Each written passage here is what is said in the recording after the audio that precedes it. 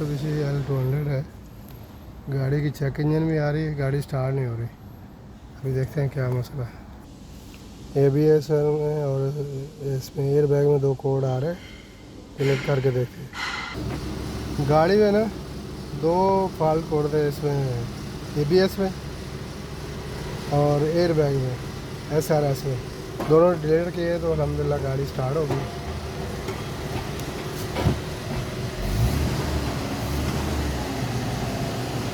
ये